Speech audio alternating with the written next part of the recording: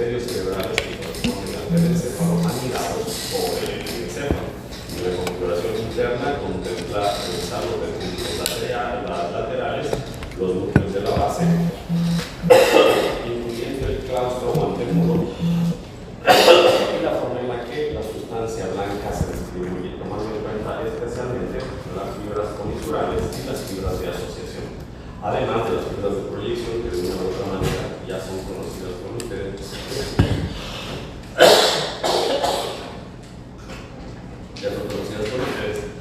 Por los diferentes elementos que se han revisado, que se dirigen a o salen de la médula espinal y el tronco encefálico en relación a la corteza cerebral. Entonces, ¿qué consideraremos de los hemisferios cerebrales? Pues, por supuesto, los hemisferios cerebrales van a tener su contraparte de sustancia gris y de sustancia blanca. Sustancia gris, en condición única, al igual que en el cerebro, se presenta en la superficie, la corteza, como una expresión del desarrollo filogenético máximo, entendiéndose que para el efecto se desarrolla este sector como tope del desarrollo y por lo tanto implicado en la ausencia de sustancia blanca alrededor de este. Recordemos que la sustancia blanca es útil cuando se están proyectando fibras que funcionen en ciertos segmentos. Entonces eso va bien para el encéfalo, eso va bien para la formación reticular, el antiguo cerebro del gusano, pero la corteza cerebral ya es un salto arriba. Y en esto el principal logro evolutivo, como sabemos, es el plegamiento de la corteza cerebral y cerebelosa. De ahí la sustancia gris propia en el proceso evolutivo del encéfalo, que es lo que sería el prosencéfalo, son los núcleos de la base, que se entiende van a ser reguladores, moduladores y filtros de la función cortical para una mejor distribución de asignaciones. Finalmente, la sustancia blanca y los ventrículos como consecuencia de los espacios distribuidos de la cavidad del tubo neural y la sustancia blanca van a ser el escenario o las pistas por las que las fibras de asociación, proyección y comisurales se desarrollan. El otro también me recuerda que es una fibra de proyección.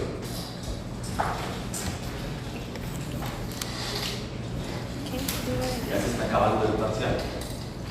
Por Dios. ¿Alguien? ¿Qué es una fibra de proyección? ¿Qué es? Gracias, doctor Arias. Una que envía información de izquierda a derecha, de un sector a otro sector. ¿De un sector a otro sector? Hay otra proyección. Vamos.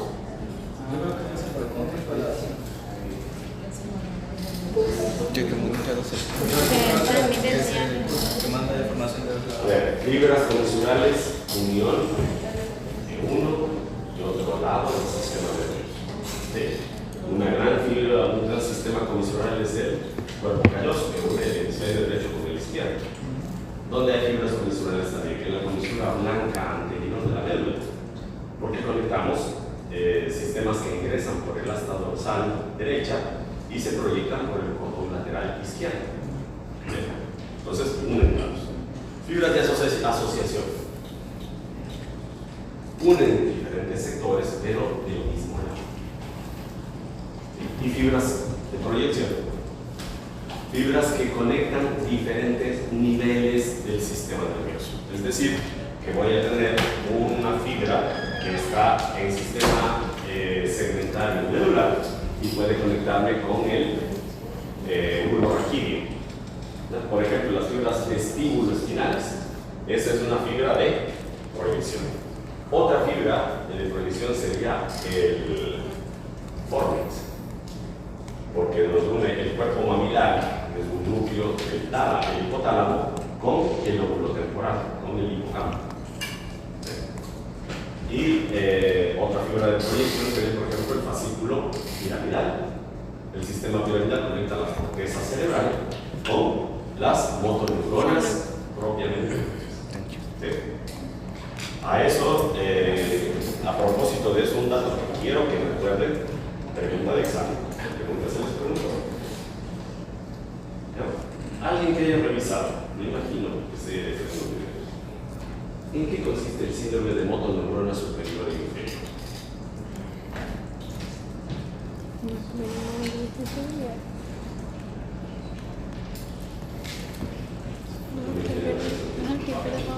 he visto los videos, perdón. Síndrome de motoneurona superior. Hay una motoneurona que no es motoneurona de verdad, ¿no es cierto? ¿Dónde están las verdaderas motoneuronas somáticas? Por favor, no todos a la vez. No olvidé.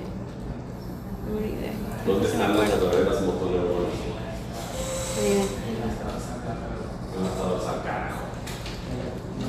¿Desde cuándo las astas dorsales son motoras? Ajá, entraron. Ay, yo que me quejaba de los versículos de las acumulaciones. Las astas ventrales, eso no puede fallar. Es verdad. Entonces, las astas ventrales tienen a las motoneuronas somáticas. ¿Dónde estaban las motoneuronas autónomas? Cerca del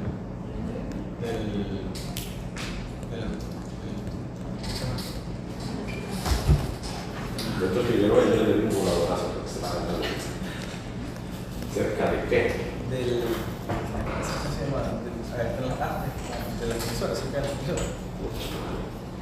En los ganglios autónomos, sector sensitivo, aferente, sector sistema nervioso periférico, sensitivo, sector intercalado, sector sistema nervioso periférico, motor. En el sector sistema nervioso periférico motor están los ganglios autónomos. Esa es la motoneurona del control autónomo, la más antigua, ¿cierto? Y esa es la que nos mantiene el equilibrio, es la célula que evolucionó de relevo de la sensitiva para otorgarnos funciones de equilibrio, de mantenimiento del medio interno y externo. ¿De acuerdo? Ya. ¿Dónde aparece la motoneurona somática? Cuando empiezan a haber fibras especializadas para ejecución. Aparecen fibras musculares y células glandulares. ¿Qué sucede con esas células? Necesitan que alguien les exprima si son glándulas o les contraiga si son músculos. ¿Ya? Pero dependen de la voluntad. Entonces necesitan una conexión directa con la conciencia, con la corteza cerebral. Aparecen entonces imbuidas, metidas en el sistema o en el sector intercalar. ¿En dónde? En las astas ventrales. ¿Se acordaron?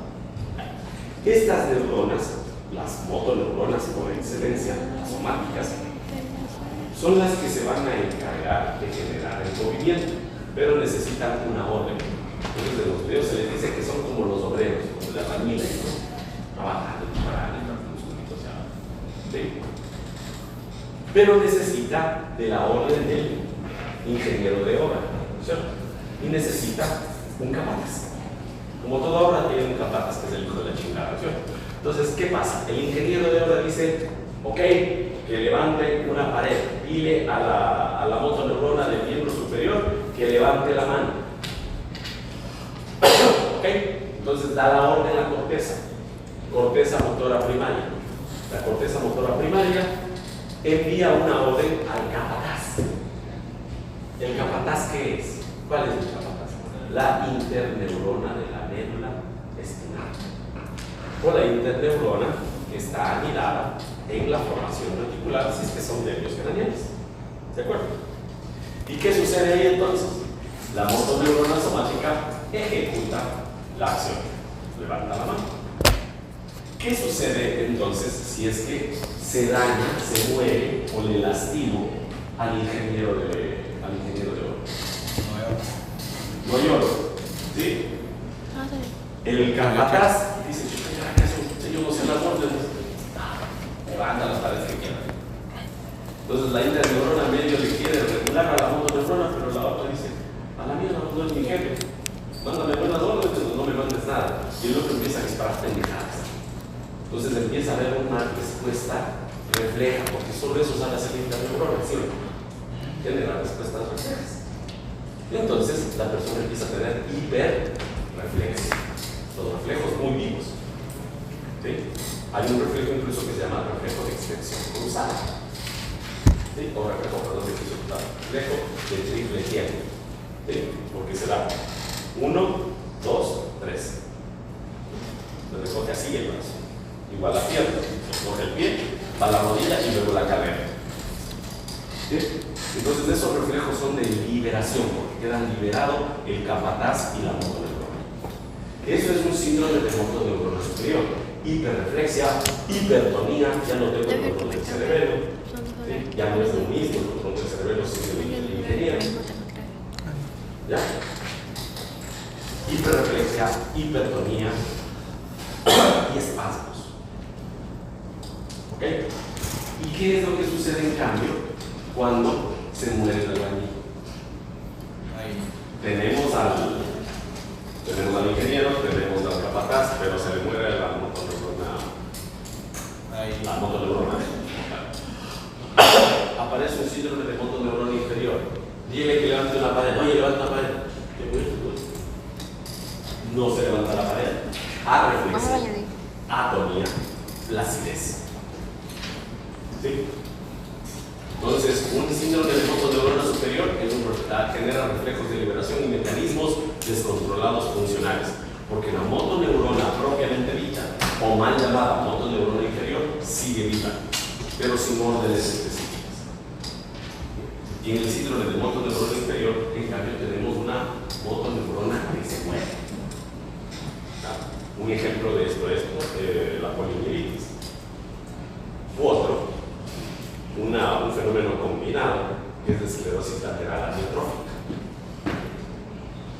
La esclerosis lateral amiotrófica empieza a dañar las motoneuronas inferiores y después se agarra con las células piramidales. Entonces, solo daña las funciones voluntarias.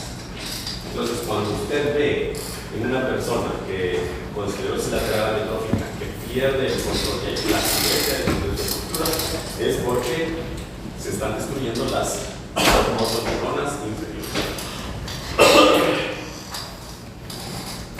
Y eso menos se solapa con otros sectores que presentan espasticidad, porque ahí en cambio han perdido motoneuronas superiores. Por ejemplo, y ahí, bueno, una pregunta que también hice al otro, porque me preguntaron. Bueno, ¿por qué Stephen Hawking entonces podía tener hijos? ¿Podía tener hijos? ¿Qué? ¿Por qué Stephen Hawking podía tener hijos? Sus hijos son sus hijos. O sea, que tuvo relaciones con la esposa. Estaba ahí todo hundido, como lo ha dicho. Hicieron el trabajo, sistema nervioso autónomo. Porque la erección y la eyaculación dependen de las células autónomas, de la motoneurona autónoma, no de las mismas. Claro que todo el trabajo le tocaba a la señora de Hawking, pero él podía aportar el esperma porque podía eyacular y podía erectarse para penetrar.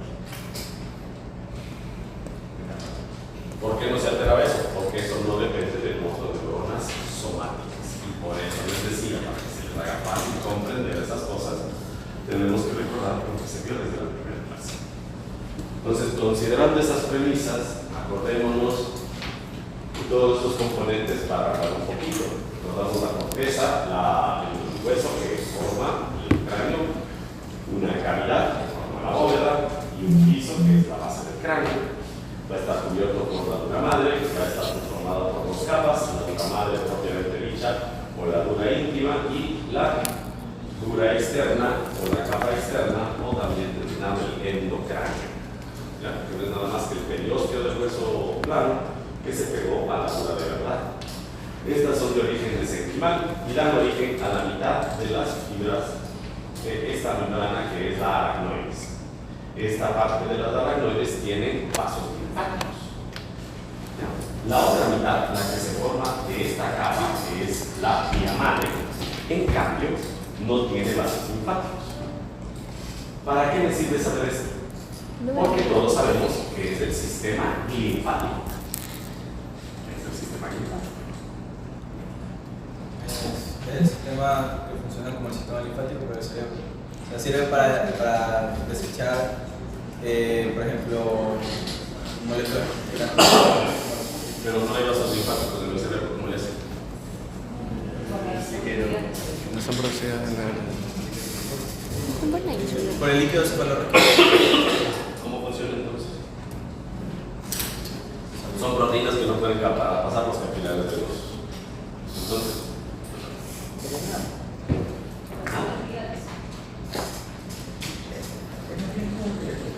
Yo recuerdo que... No me lo doctora King. A ver, doctora, yo usted lo va a partir. ¿Ah? ¿Qué hace?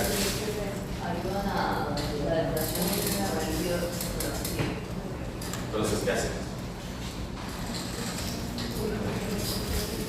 Desechan todas las proteínas al sistema ventricular o al espacio subaracnoideo, al sistema ventricular, el cual riega con ese líquido el sistema o el espacio subaracnoideo que usted tenga acá y no regresa al cerebro por la vía aracnoides, pero la aracnoides que está pegada a la dura depende de la dura. Y como depende de la dura, que es mesenquimal, esa sí tiene vasos linfáticos. Entonces, a ese nivel, en el espacio subaracnoideo del cerebro, se produce la absorción de proteínas de alto peso. Si es que no hicieran eso, no podrían de ninguna manera, porque los sistemas venosos, los capilares venosos, son muy chiquitos en el cerebro y también lo son a nivel de la lengua. Necesitan de ley vasos linfáticos, pero que no están en el cerebro, no a este nivel. ¿Okay? Por eso se llama linfático, porque depende de la glía para sacarlo del sistema nervioso, ¿ya?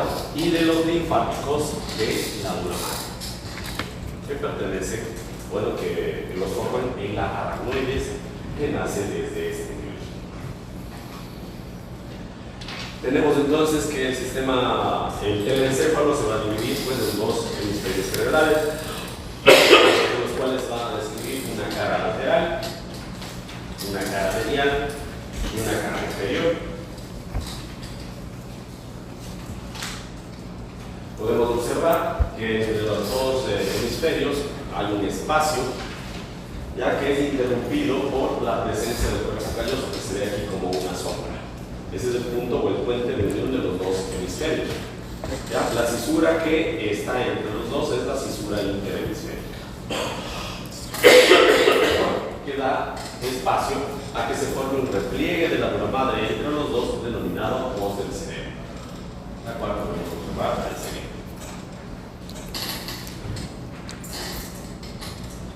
Otro dato importante es que a nivel de esta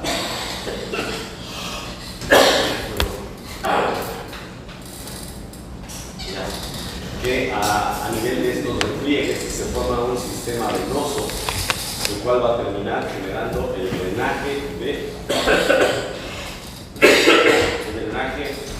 del encéfalo y de los tejidos mesenquimales a este nivel, y también nos da la referencia del trayecto o el recorrido de las arterias cerebrales anteriores, las cuales están distribuidas del paso desde su ingreso a través del orificio de la carótida hacia adelante por el seno cavernoso para dirigirse hacia arriba y distribuirse por encima del cuerpo calloso. Otro dato importante, el esteno, el lado del cerebro, encuentra su punto de inicio en un área denominada la crista Galli, que está en la línea media, se va a extender hasta el toro del esfenoides, y en la porción posterior se va a proyectar o va a insertarse a través del seno recto en la tienda del cerebro que aquí está referida.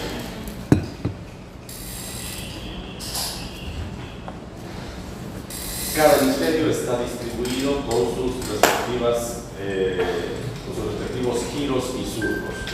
Vale la pena mencionar los surcos que se desarrollan en las primeras etapas del desarrollo, porque van a ser los referentes para dividirlo en glóbulos a cada hemisferio, entendiéndose siempre, doctores, que hay un hemisferio dominante. El hemisferio dominante será en donde se encuentran las áreas del lenguaje y las áreas de mayor control motor. que incluyen algunas cualidades muy particulares que serán más fuertes en un diestro que en un zurdo, si es que la persona tiene un desarrollo. Gracias.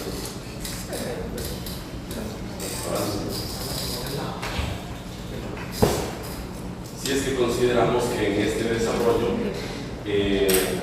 vamos a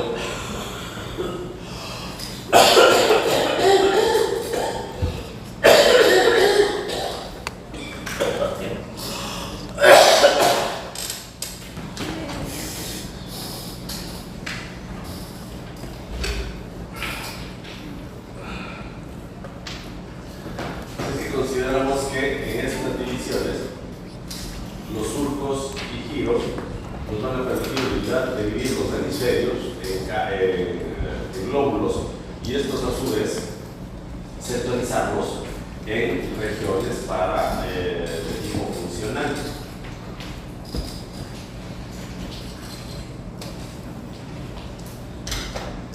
Vamos a ver si tenemos acá. Vamos a encontrar los surcos que tenemos que mencionar en la cara lateral. Van a ser el surco central, que es desde aquí, el surco parieto-occipital, que es el que apenas se ve en esta partecita, ¿sí? El surco lateral, que corresponde a este nivel, y la cisura o el surco calcarino, que se ve en la cara medial. Aquí podemos observar el surco lateral, el surco central, el parieto occipital, aquí con la muesca suboccipital. Ya mientras que el parieto occipital es la continuación de un surco interno, la muesca suboccipital es el resultado de la punta del peñasco, ¿no? Del bordecito superior del peñasco que está justo a ese nivel. Esta partida está sobre la pierna del cerebro. Entonces, ¿qué datos importantes tenemos que mencionar de esto? Hacia adelante vamos a tener la corteza motora primaria o, bueno, vamos a hacer la división rapidito. Tenemos el surco central, nos dirigimos hacia el lóbulo frontal, permite dividirlo a este. El lóbulo frontal, que es toda la porción que se encuentra por delante de este, delimitado por este surco, que es el surco lateral.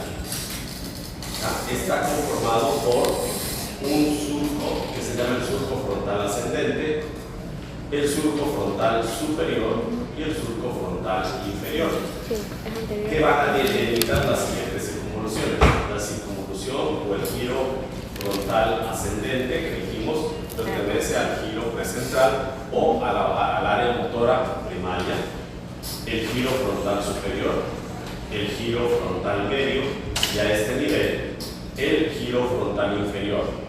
Es importante considerar en este lóbulo que el surco lateral proyecta unas ramitas, unas prolongaciones de aquí, que son el surco horizontal o la rama horizontal y la rama ascendente. Si ustedes se dan cuenta, esto divide a este sector en una porción que es la parte orbitaria, porque está pegada a esta parte que es la cara interior, y es donde están las órbitas, el piso anterior. Vemos la pars triangular, tiene forma de triángulo, y esta pars, que está aquí, entre el surco central y el surco frontal ascendente, que va a corresponder a la parte opercular. ¿Qué es un opérculo? Un opérculo es un punto de apertura, una boquita. Entonces, esta parte de nuestro labio ya se denomina el opérculo frontal, pero el opérculo frontal por estas ramas se divide en la pars orbitaria, la pars triangular y la pars opercular. ¿Y por qué es importante? Si ustedes se dan cuenta, este hemisferio es izquierdo. Esta pars opercular es donde está el área de Broca. ¿Qué es el área de Broca? Es el área descrita por el investigador Broca, que pudo evidenciar que lesiones a ese nivel provocaban la incapacidad de formular lenguaje. La persona podía entender todo lo que le decían, pero el lenguaje hablado, el lenguaje motor, no podía ejecutarse. ¿Sí? ¿Cómo se llama esto? ¿Sí saben qué es esto? de un segundo. ¿Cómo se llama? Ya, las imágenes mentales del lenguaje se caen. Sí.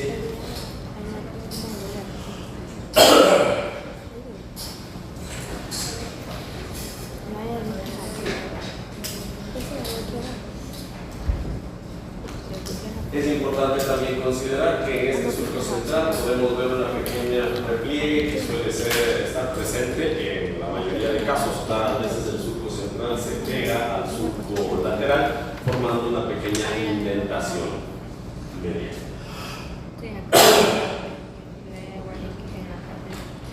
En este punto también hay que considerar el surco lateral que va a proyectarse medialmente dando origen a la mencionada indentación.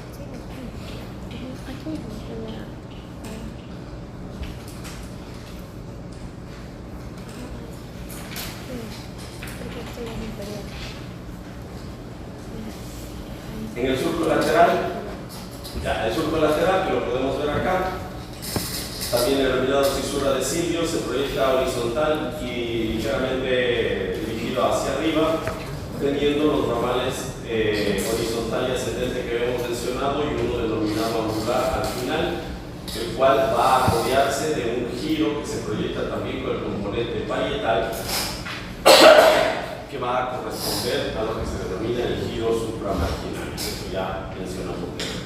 Tenemos aquí entonces el giro central. Decíamos que acá estaba el giro parietal, parieto occipital, delimitando lo que correspondería al lóbulo parietal en este sector. Hablemos un poquito del lóbulo parietal antes de pasar a los otros componentes. Vemos que está formado por otro surco, un surco similar al frontal ascendente. Este va a ser el parietal ascendente, que tiene uno que forma una T con este denominado el surco intraparietal, dando lugar al giro parietal ascendente, que corresponde al área motor sensitiva primaria, el giro parietal superior, que va a corresponder al área de asociación sobestésica, y el giro parietal inferior, que va a estar relacionado con el giro supramarginal y el giro angular, formados por los giros temporal superior y medio. Ahora, este surco también nos permite, aparte de que nos permite identificar al lóbulo frontal y al lóbulo parietal, nos delimita al lóbulo temporal, el cual sigue el borde inferior del encéfalo. Este se va a delimitar hasta la muesca suboccipital y va a continuarse en el polo como lóbulo occipital, que tiene su límite mal definido por el surco parieto occipital. Si vemos el surco parieto occipital, a veces tiene una pequeña marcación acá, que es una muesca angular,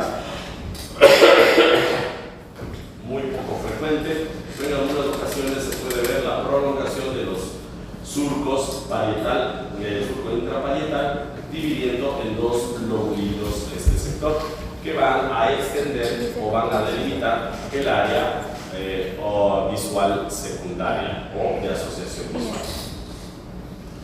Siguiendo con el lóbulo temporal, decíamos que estaba en el surco, entre el surco lateral y el borde inferior del hemisferio. Vemos el giro temporal superior, el giro temporal medio y el giro temporal inferior, separados por el surco parietal superior y el surco parietal inferior. Si seguimos a este, podemos ver cómo la extensión va a formar el giro angular y la unión del giro parietal temporal superior con el surco lateral forma el giro supramarginal. Este sector, giro supramarginal y giro angular, son los que forman el área de Wernicke. ¿Qué es el área de Wernicke? Si teníamos el área de Broca, que se encarga del control del lenguaje verbal, motor, ese es el área del lenguaje sensitivo, es decir, de la comprensión. Es importante que tomen en cuenta en este punto que estamos hablando del tema sobre el hemisferio izquierdo. Es decir, que en el hemisferio derecho no vamos a tener ese sector, pero sí vamos a tener el giro marginal y angular. ¿Qué es importante tomar en cuenta acá? Si ustedes se dan cuenta, el giro parietal superior e inferior tienen íntima relación con eso. Y cuando veamos fibras de asociación, van a ver que estas conectan con la de asociación somestésica, con los giros anular y supramarginal, con el giro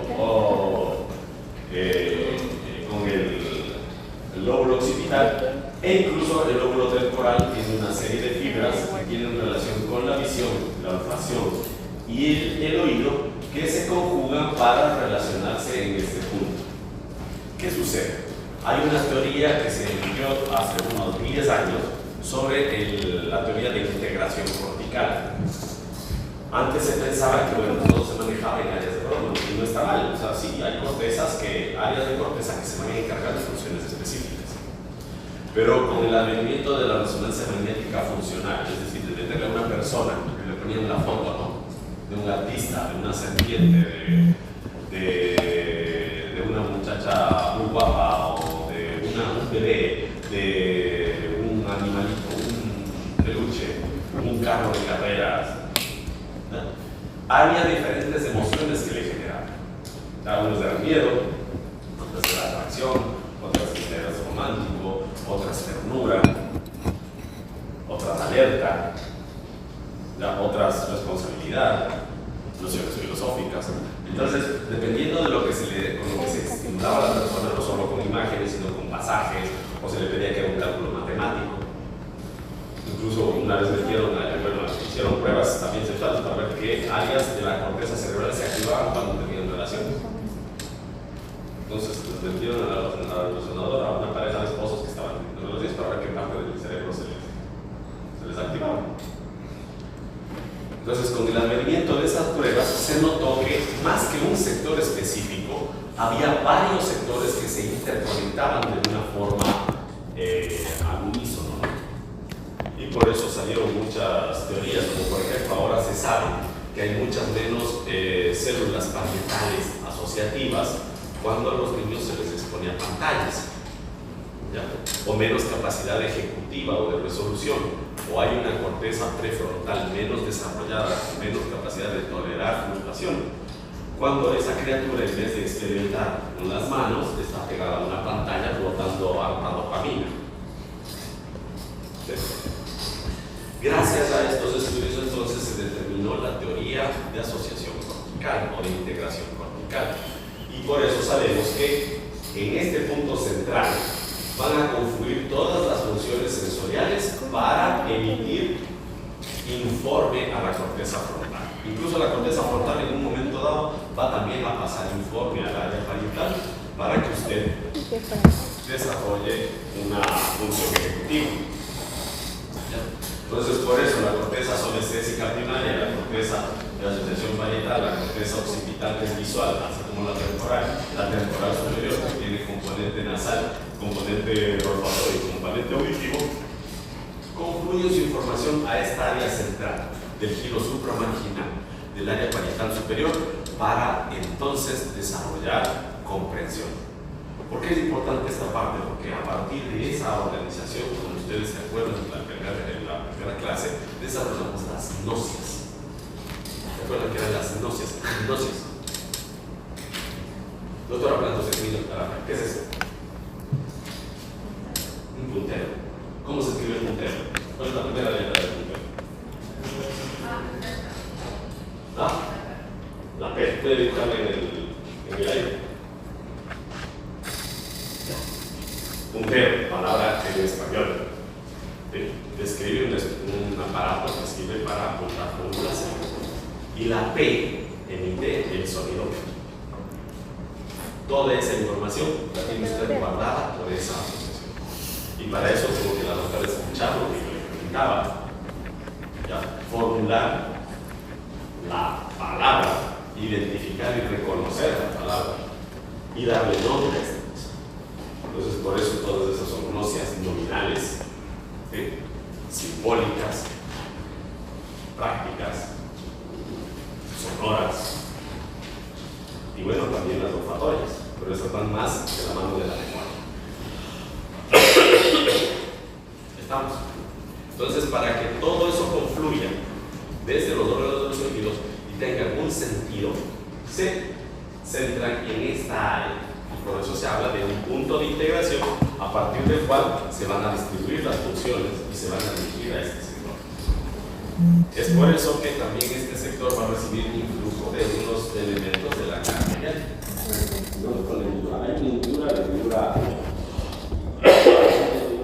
la hendidura interhemisférica corresponde a este sector. Nosotros tenemos el hemisferio cortado, aquí podemos ver los rodetes del cuerpo calloso, la rodilla del cuerpo calloso, aquí el diencéfalo, ¿no es cierto? Este es el mesencéfalo, todos lo saben, acá está la rodilla, ¿cierto? Entonces, ¿qué es lo que sucede? Si usted ve la cara medial, los hemisferios presentan esta hendidura interhemisférica, es la que da paso al mesencéfalo y el ingreso. Entonces, este punto en donde el diencéfalo y el mesencéfalo permite unirse o confluir para unirse al telencéfalo se llama el istmo o la encrucijada de Tellerine.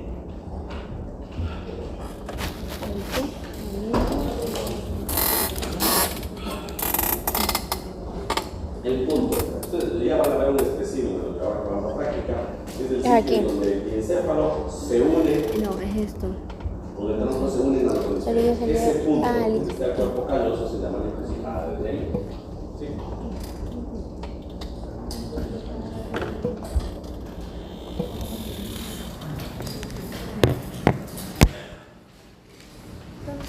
Estamos ahí. Vemos aquí entonces, ¿se acuerdan del opérculo frontal y el opérculo parital? Si es que yo abro los labiecitos, me encuentro con la ínsula. El lóbulo de la ínsula también tiene sus cualidades. Sabemos desde la escuela, ¿no? El lóbulo frontal se relaciona con el cálculo, con el razonamiento, con la creatividad. Los hemisferios derechos sabemos que son más creativos, más artísticos. Los izquierdos son más abstractos, más calculadores. Pero ambos tienen capacidad de desarrollo de gnosias. ¿Ya? Y las gnosias llevan también a un fenómeno que se llama las praxias. ¿Sí? Doctor hablando usted mismo. Utilice el crucero.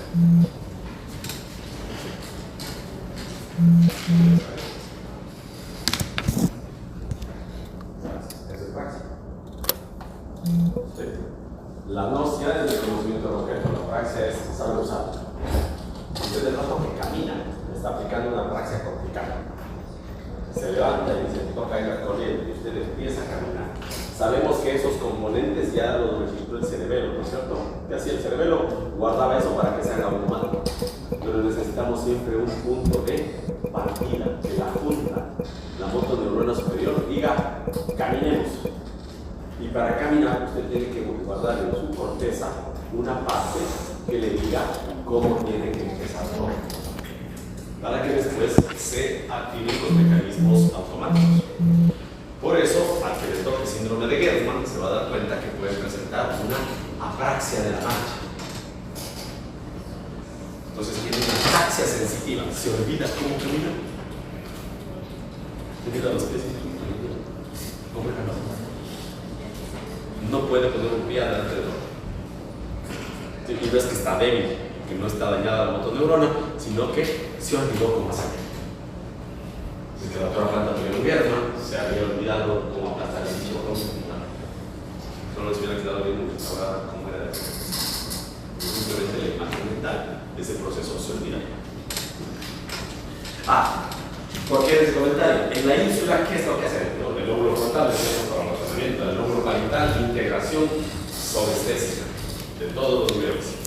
Lóbulo temporal, mucho más complejo, función visual, sí, función visual, vías de función visual, auditiva y olfatoria, principalmente, aparte de memoria y reacción instintiva, o su vinculación con el sistema límbico.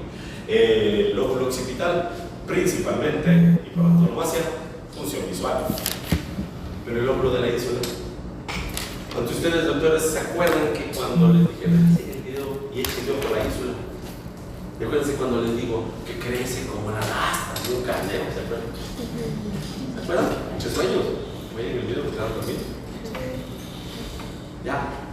El prosencéfalo, cuando el diencéfalo hace que crezcan las vesículas encefálicas y empieza a crecer la corteza, empieza a desarrollar una asta frontal una parietal, una occipital y una temporal. Entonces se da un giro de espiral, como las astas, como los cuernos de un carnero. Pero un cuerno tiene también una base, y esa base no cambia de sitio. Es cubierta por el giro. Entonces el cerebro gira y vuelve a este punto. Entonces, yo les digo, ¿qué parte tendrá un poquito de todo? ¿El lóbulo frontal? ¿El parietal? ¿El occipital? ¿El temporal? ¿El cíngulo? ¿O la ínsula? La base, la ínsula. Precisamente en este punto es donde se da un proceso de activación. Hasta el punto que, como ahora se sabe, está pegada a una estructura que su libro dice, en la octava edición incluso, que no sirve para nada, que es el claustro. Usted lea. El claustro. El núcleo de la base y el claustro. El claustro no se sabe hasta ahora para qué sirve. Pues sí, ya se sabe, desde 2013 se sabe que el claustro es un activador de conciencia. Teníamos un activador de conciencia a nivel del tronco. ¿Cuál era? Levanten la mano. Todos a la vez. ¿Cuál es el activador de conciencia a nivel del tronco encefálico?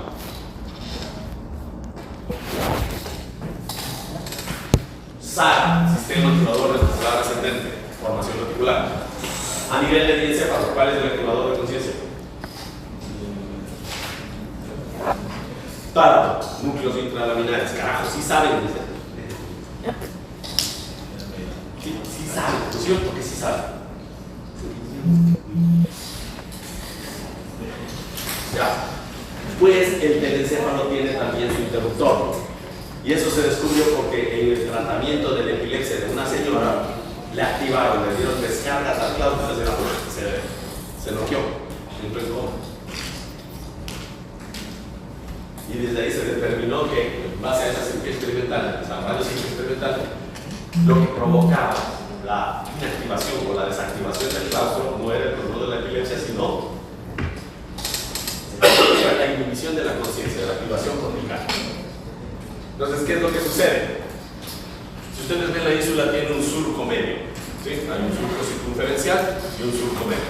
Este surco divide a la ínsula motora y la ínsula sensitiva. La porción sensitiva es la que recibe toda esa información, ¿ya? Y la que funciona como un activador cortical. Y la porción frontal es la que armoniza la función motora. ¿Sí? ¿Se acuerdan los cerebrosos que estudiamos? Por ahí dice, pues no, que un síndrome berniano puede provocar voz escandida. ¿Qué es la voz escandida?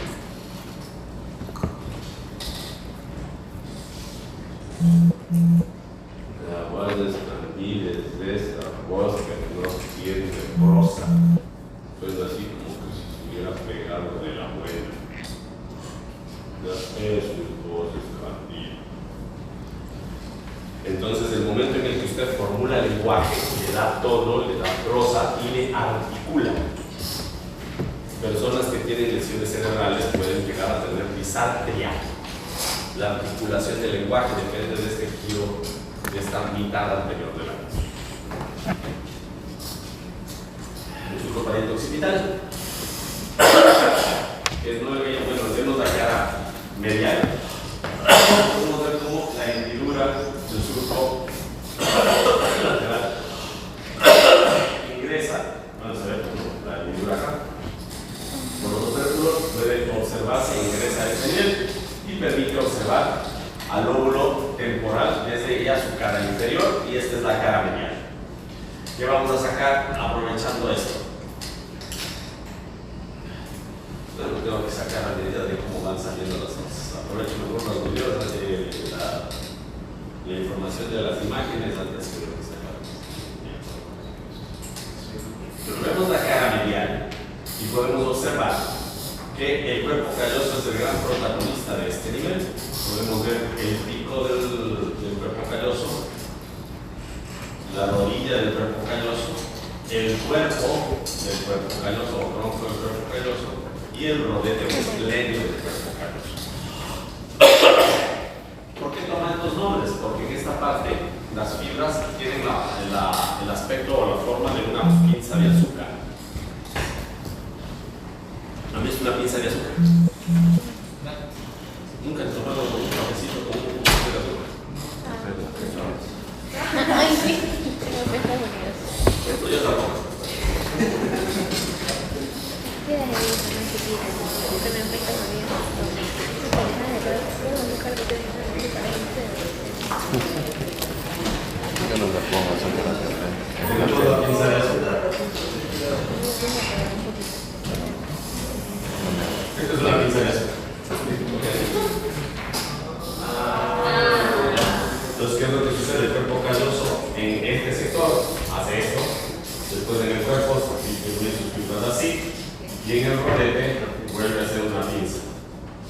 ¿sí? Y se distribuyen en los dos hemisferios.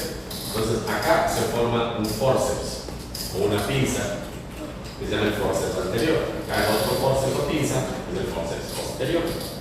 Como el rodete es más gordo que la rodilla, este es el forceps menor y este es el forceps mayor. Forceps anterior o forceps posterior. ¿Por qué se llama forceps? Porque forceps es pinza. Y de ahí vienen las fibras del cuerpo que se distribuyen uniformemente en los hemisferios. De ahí podemos observar que desde este punto se forma un surco, que es el surco pericalloso. Del surco pericalloso se va a formar un giro que es el que representa el arquipalio, o la parte más primitiva, distintiva, que es el giro del cíngulo. De ahí vamos a tener un surco que le rodea, que se llama el surco calloso marginal.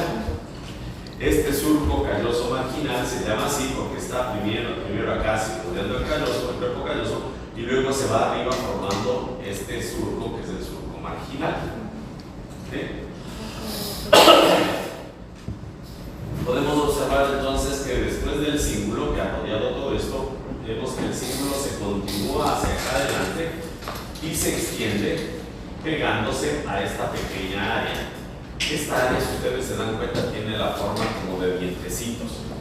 Este es el giro dentado. ¿Sí? El giro dentado va a contener unas fibras que pertenecen al fornix. ¿Ven ustedes? Acá está el fornix y acá tenemos el giro dentado. Junto con el fornix se van hacia adentro del lóbulo temporal y en el lóbulo temporal forman algo que se llama el alveo. El alveo se pega al sector del uncus y internamente en el ventrículo forman el hipocampo. ¿Por qué se llama ese sector hipocampo? Tendríamos que primero cortarlo para ver la configuración interna, pero si es que yo cortara así al lóbulo temporal en este punto, podemos ver como el alveo, el giro dentado, que se continúa por el ventrículo lateral en el asta temporal, forman una curvita que parece un caballito de marco hipocampo. Y por eso ese sector se denomina hipocampo. Unos anatomistas más creativos han disecado tan bonito al hipocampo que en vez de verle cortado horizontalmente, le acomodan para que parezca un caballito de mar cortado todo el caso. Entonces ya lo vamos. Bueno, vemos entonces que este giro del círculo, junto con el giro dental, el alveo del fornix y la prolongación hasta el pie del hipocampo, van a formar lo que se denomina el sistema o el lóbulo límbico. ¿Sí? Aparte de esto, este giro dentado se continúa por encima en el surco, en este surco pues, supracalloso o pericalloso, con unas pequeñas bandas. ¿Sí? Esas bandas limitantes, grises y blancas, son como un remanente de un antiguo cerebro reptiliano. No del de las teorías de la conspiración, sino que en nuestro periodo evolutivo de reptiles teníamos que tener una corteza muy primitiva. ¿Ya? Pero ya cuando pasamos a mamíferos, dejamos esa corteza más inhábil y desarrollamos una corteza más emocional, más instintiva, pero un instinto que tiene más de emoción que de reacción de preservación. Entonces, ¿qué es lo que sucede? Estas pequeñas bandas están acá, en conjunto se denominan el inducium crisium. ¿Sí? Y este inducium crisium, que es el remanente del cerebro, se extiende hasta esta porción anterior.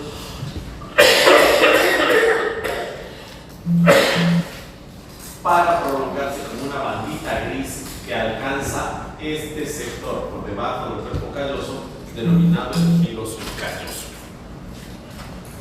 ¿Ya? Ese giro subcalloso, el inducium crisium, el giro dentado, el giro del cíngulo y parte del hipocampo son los que forman el sistema límbico. ¿Cuál nos falta? Una estructura que, aunque no tiene conexiones directas, está visible en el sector. Si ustedes se dan cuenta, acá hay una bola, ¿no? ¿Sí se dan cuenta? En el lóbulo temporal. Esta pequeña porción de acá, esa salida de ahí, se llama uncus. se nota porque el uncus es gancho. ¿Sí? Este uncus tiene en el espesor, en su interior, un núcleo súper importante que es la amígdala cerebral. ¿Alguno de ustedes recuerda cuando se les mencionó la amígdala cerebral?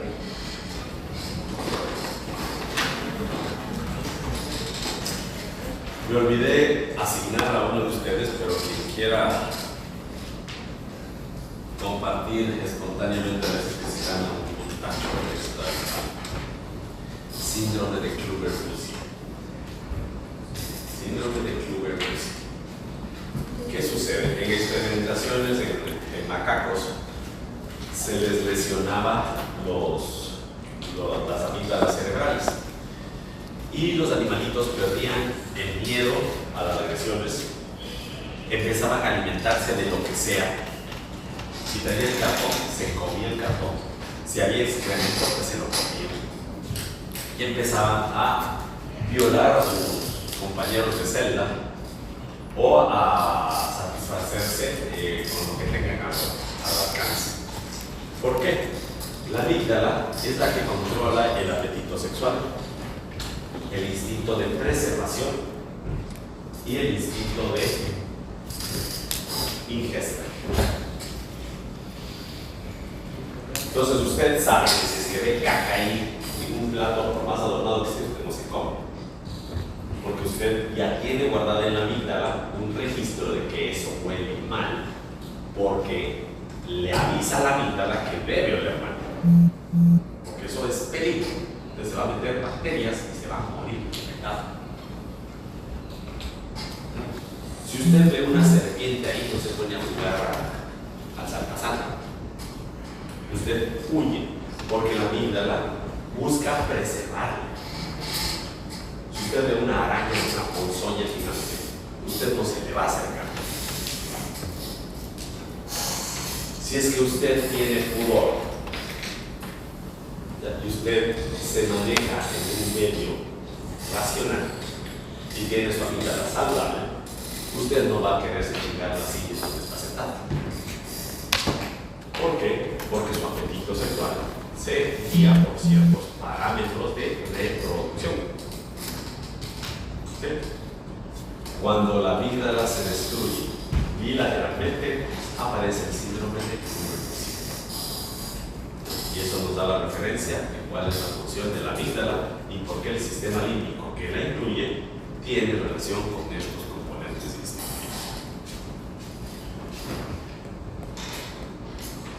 Vemos entonces que el surco calloso marginal ha podido delimitar acá un área que es la área del lóbulo o el giro parietal interno, el cual presenta también otro surco que es el surco paracentral, que nos permite ver también una extensión del surco central que se veía en la cara lateral, delimitando el giro paracentral.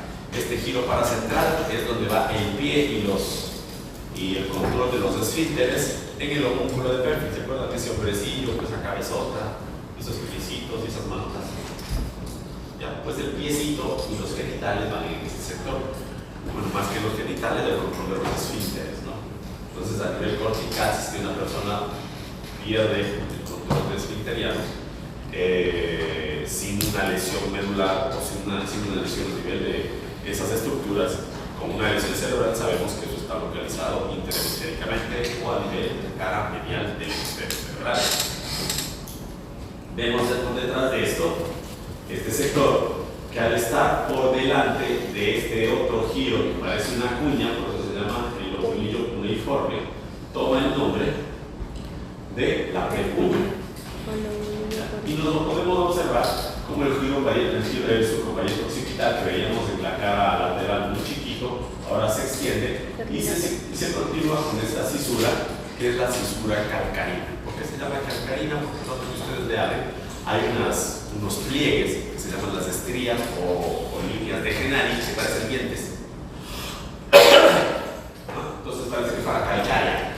Entonces lo llaman la cisura calcarina. Entonces ya parece que hay dientes. La cisura calcarina.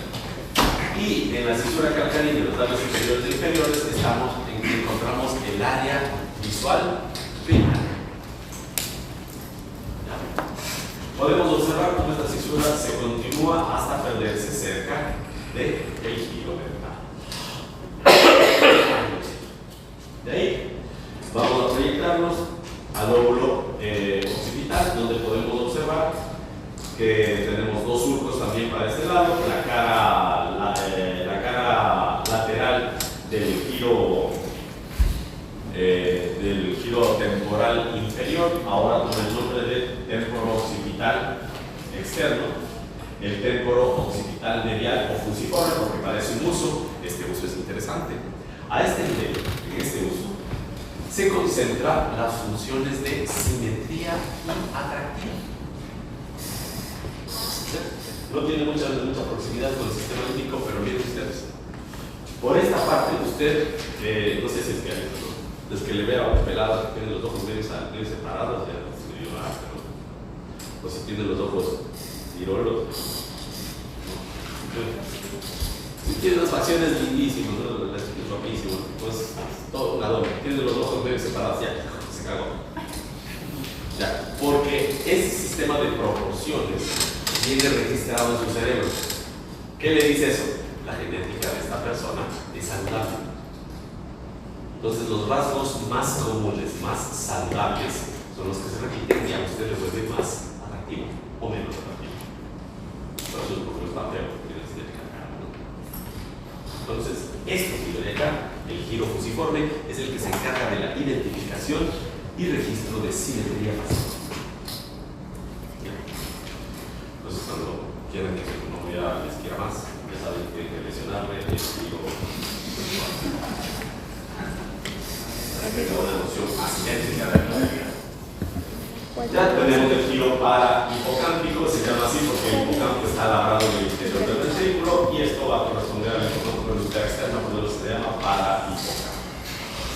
Vamos a observar cómo la cintilopatoria arriba formando una rama lateral, una rama medial, y se ha organizado un sector perforado, un espacio perforado, que es el espacio perforado anterior, por donde entran las arterias, ya no las talamoestriadas como en el tronco encefálico, sino las lentículo-estriadas, que van al núcleo lenticular del cuerpo. ¿Ya? Y bueno, la porción medial que se va a prolongar formando la comisura blanca anterior y el área inserta, que es el pequeño espacio ventricular que queda a ese nivel. Ya podemos observar acá, por mencionarles, ahí decíamos la fibra de proyección y el triencéfalo que une con el encéfalo y está en córtex. Vamos a ver si es que tenemos una cara inferior.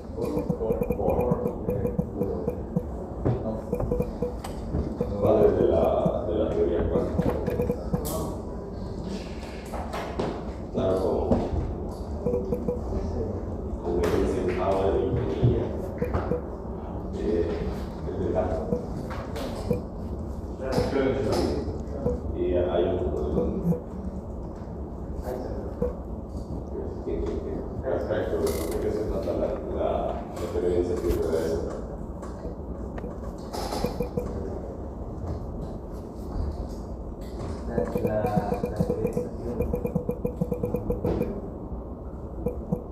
es el principio iniciativo que da eso?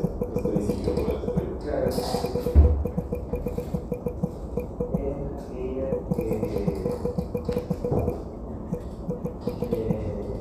A nivel cuántico, como subatómico, no se puede a nivel macro no se puede aplicar. Entonces, Más que todo digo que las partículas se comportan como ondas y viceversa. Entonces usted quiere observar y le llega la partícula, pero si usted le manda una prueba de onda, se comporta igual como onda y aparece en otro sitio. Entonces, de pronto a veces somos grandiosos, solamente nos falta ubicar. Entonces usted no sabe un buen genetista.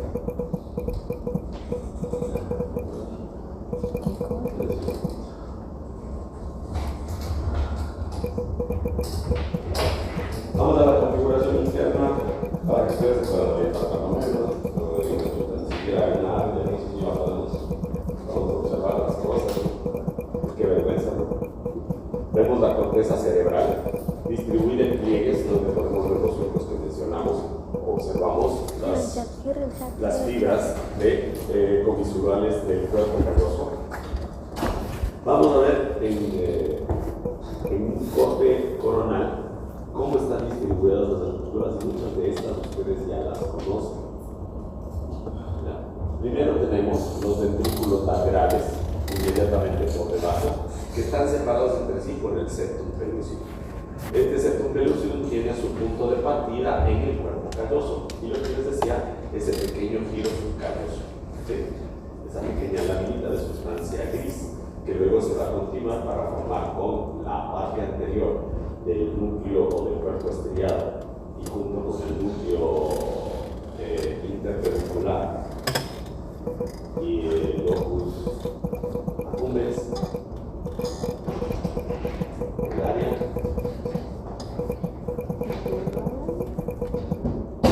el área de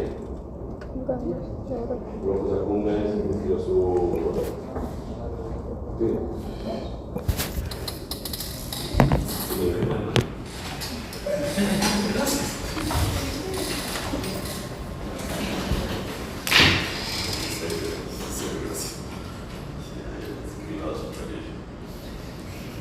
A ver, tenemos este núcleo, el subcalloso, junto con el locus accumbens, el núcleo interpeduncular y el hipotálamo forman un área que se denomina el área de la recompensa en las adicciones, que es la que se activa cuando usted busca la satisfacción de una necesidad, pero luego esa necesidad genera la aparición de más receptores y la satisfacción de esa necesidad de forma repetitiva.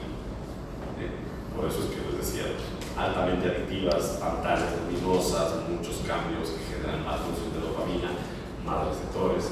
El enamorarse activa el locus accumbens. Y saben ustedes, no es de gana que a ustedes su novio o su novia en la primera cita les lleva a cine a una película de terror, o su novio agarra el carro del papá y pega 200 por hora y la haya salido, o le lleven motos y casa. Es porque la dopamina, ¿qué es? Es una catecolamina y se produce en forma paralela a la adrenalina.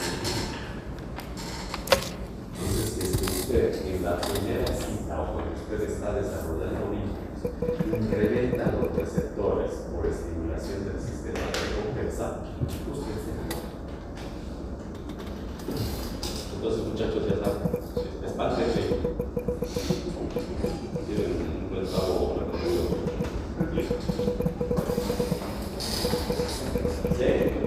Sí. ¿Qué es lo que sucede después? Se forma adicción. Pero la naturaleza es hábito. Ustedes han escuchado de la crisis de los 7 años. La naturaleza es hábito. A los seres humanos les necesita enamorados y apendejados, ¿ya?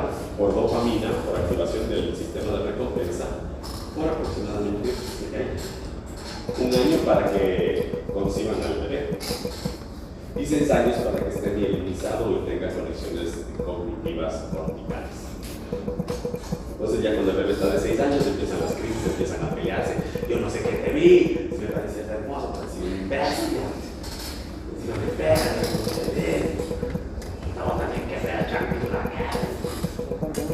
muy problemático. Todos los perros empiezan a pasar.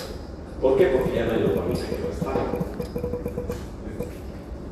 ¿Y eso por qué lo hacen? Porque la naturaleza dijo, bueno, ya le criaron, ya nació, ya está, ya puede, a los 6 años asumimos que puede buscarse una manzana y comerse medio de autoabastecerse. Sabemos que hay niños de 30 años que viven con sus papás, pero asumimos que eso es la naturaleza. Ahora sabemos, ¿no? Todo se adapta en la naturaleza y ahora sabemos que la corteza cerebral actualmente llega a su organización a los 20, antes era a los 18 años, más menos 3 para las mujeres y a los 21 más menos 3 para los hombres. Ahora ya estamos hablando de 25 para las mujeres y 28 para los hombres. Ya hay adolescentes de 50 años ya.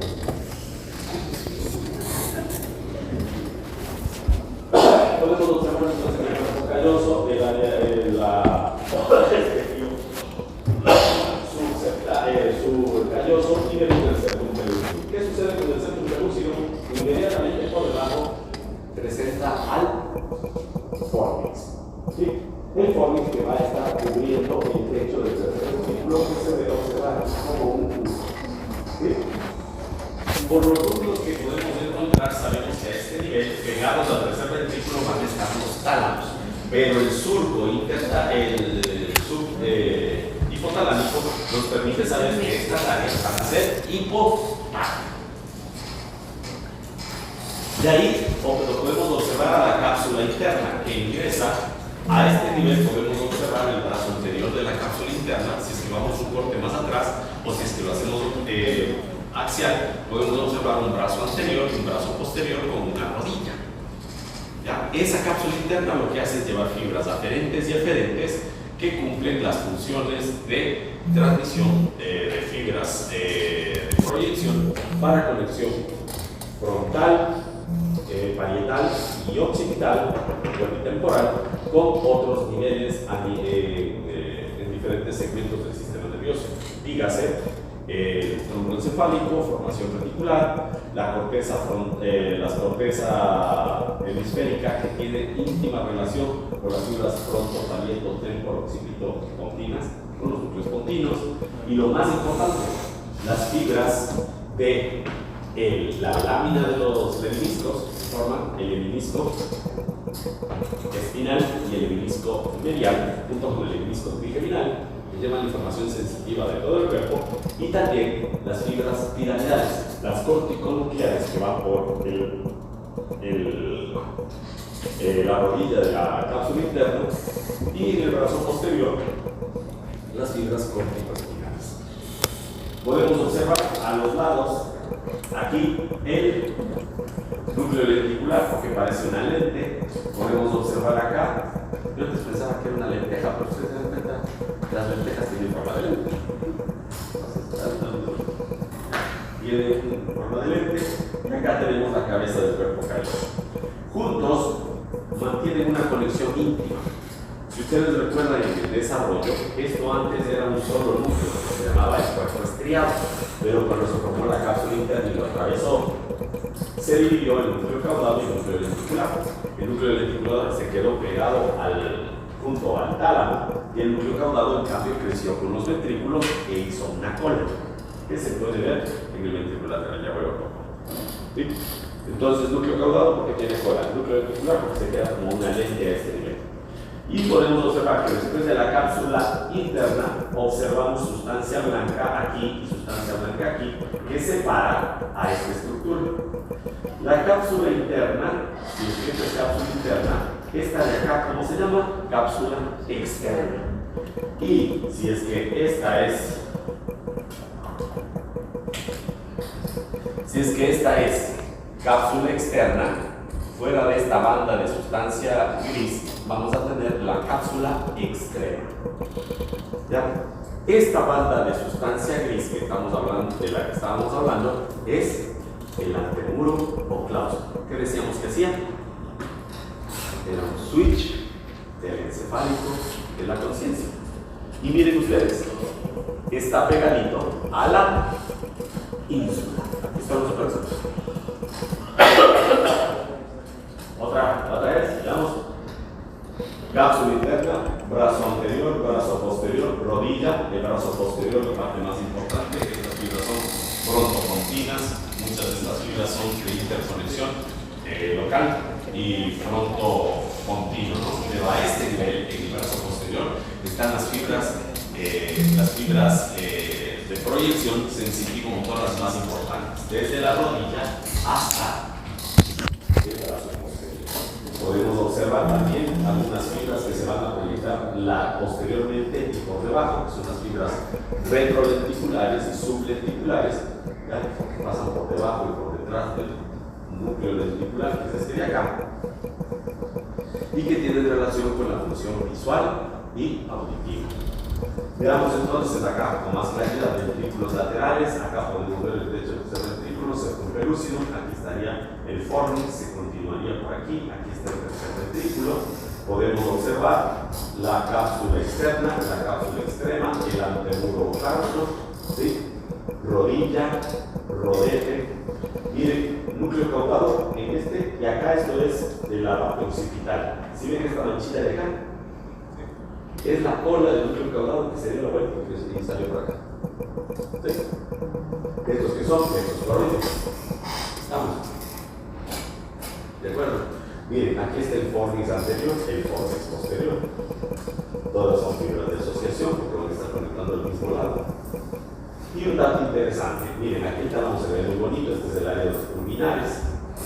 Aquí tenemos la lámina medular interna, la lámina medular externa, el tubérculo talámico, y en este punto podemos observar cómo el núcleo lenticular se separa en una parte más blanquita, que es el globo pálido, y entra ahí esta parte que se llama el putamen. ¿Sí? El putamen tiene conexión directa con el núcleo caudal y se encarga de anular al globo pálido. ¿Sí? A tal punto que gracias al control de este, es que el globo pálido ya regula o genera la ejecución de movimientos.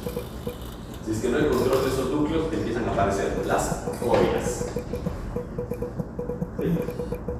En cambio, cuando no tengo el control de inhibición de este, es decir, cuando la dopamina del mesencéfalo no se produce y no inhibe a este, en cambio, no tengo manera de que este le suelte el globo pálido. ¿Y qué se produce? Enfermedad de Parkinson.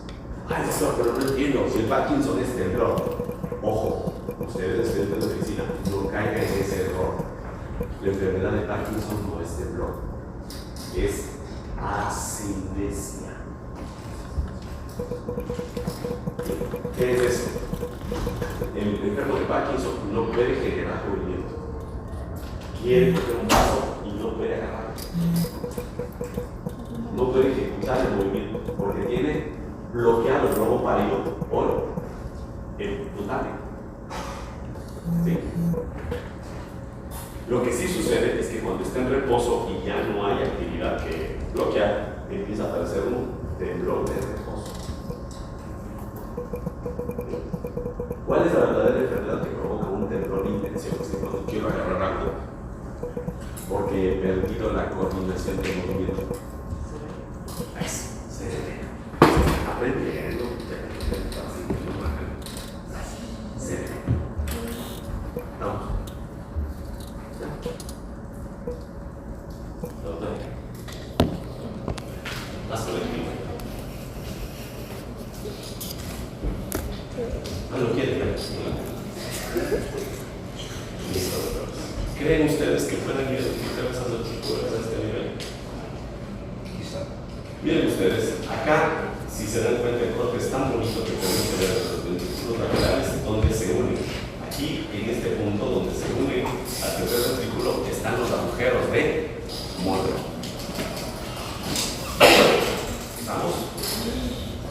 Ya, esta pequeña manchita de acá, ¿quién me dice que será? Este ventrículo, la parte final, un pequeño trígono acá.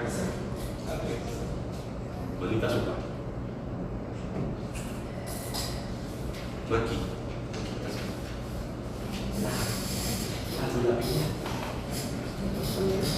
Mírame la opinión. Bien, vemos los ventrículos laterales hasta frontal, cuerpo, átrio del ventrículo lateral, hasta occipital, hasta temporal. Todos confluyen por el agujero del morro en el tercer ventrículo. Este hueco que queda aquí en el tercer ventrículo, ¿a qué corresponde? A la verbencita talámica. Podemos observar el receso asmático, el receso suprainfundibular, acá el pineal, ¿no es cierto? Acá el subcondisural, vemos el apertura del cilio, podemos observar el cuarto ventrículo y el agujero de Luschka y también. Todo lo que ustedes han visto lo pueden interpretar, solamente asociéndolo con lo que hemos estado viendo. Núcleo de la base. Perfecto, vamos a ubicar también acá. Miren, núcleo caudado y acá concluye conectándose con la mitad. Eso es porque el núcleo caudado va acompañando al ventrículo lateral hasta el umbus, donde se topa con la mitad. Miren ustedes cómo se une al putamen y el globo pálido con el que tiene una relación de amor-odio ahí.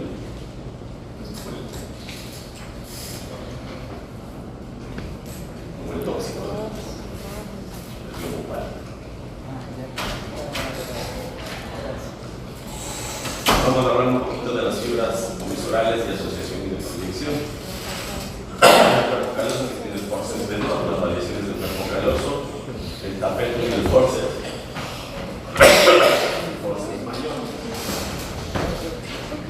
Vemos el cuerpo calloso. Aquí podemos observar el tapetum, una desviación de la extremidad blanca que forman el índice y inicio. Forceps mayor, forceps menor.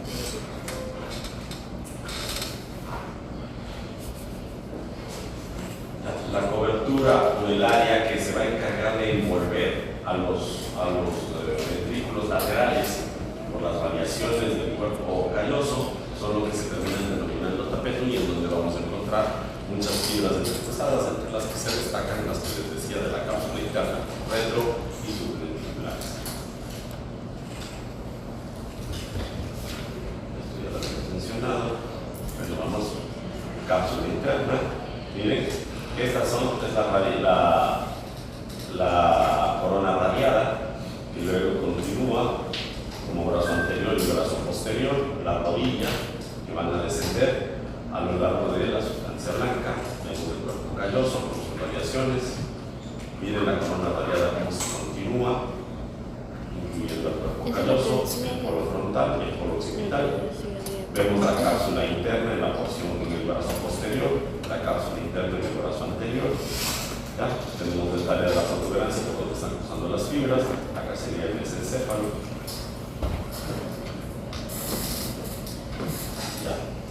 Bien, no sé si ustedes tienen un poquito. Ahí está la naricita, aquí está la cabecita, aquí está el cuerpito, aquí está la barriguita y aquí está la colita. ¿Le ven al hipocampo? ¿Le vieron? Hagan un esfuerzo. La naricita, la cabecita. Entonces van a buscar un. La nariz, la cabeza, el pechito, la barriguita y la colita. Entonces, bien, este es el giro parahipocámpico y esta parte que estábamos viendo está inserta dentro del ventrículo lateral. Por eso es que esto se denomina el hipocampo. ¿Sí? Y a esta porción se le denomina el parahipocampo. El hipocampo es el parahipocampo. ¿Okay? Podemos observar esta línea de aquí corresponde al área que se va a continuar por el posterior uniforme y va a salir por delante.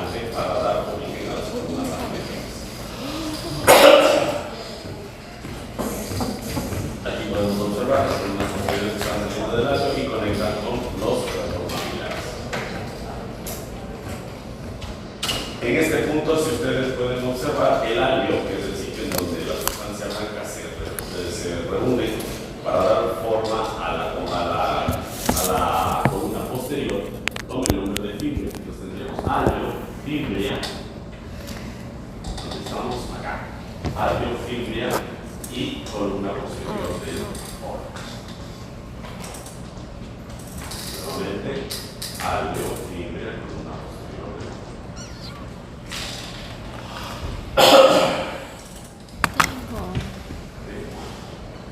Alio, fibria, columna posterior, cuerpo, punto de visual. Bueno, curiosamente, el cornis, pese a que es un sistema de fibras proyección, también tiene un componente conmensural, porque cruzan las fibras de las dos columnas posteriores, un punto central que es el cuerpo del cornis, y después se divide en columnas anteriores que se llaman las columnas.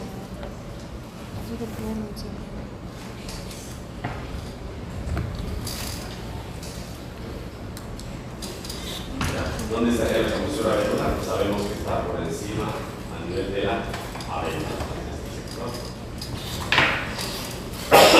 En la comisura areolar, los núcleos arenulares, sabemos qué funciones cumplen los núcleos arenulares con la glándula pineal. Mañanero. A ver.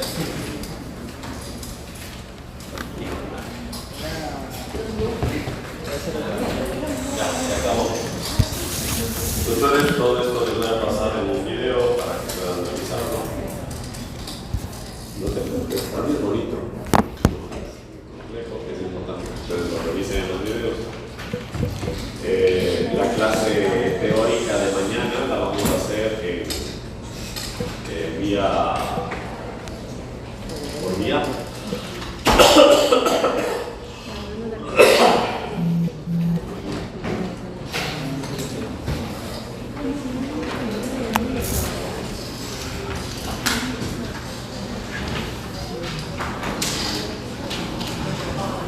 Vamos a hacer entonces por vía Google Meet, así que yo les paso el link para que nos vamos a las 9:30. ¿Sí? Ya espero cuanto Bohr, y yo les hablaba de Bohr porque creo que era el físico Bohr que presentó su tesis y fue magna cum laude. Y fue llamado por el decano porque había hecho la vida imposible para su tesis. Sí se graduó como magna cum laude. Si usted sabe qué es eso, ¿sí sabe qué es eso? No. O sea, una tesis galardonada. Se gradúa como la mejor promoción y la mejor tesis, la más alta nota de toda la promoción. Y le dijo, usted nunca me dijo que sus padres habían fallecido el día que usted tenía que presentar la tesis. Y dice, no señor decano, fallecieron la noche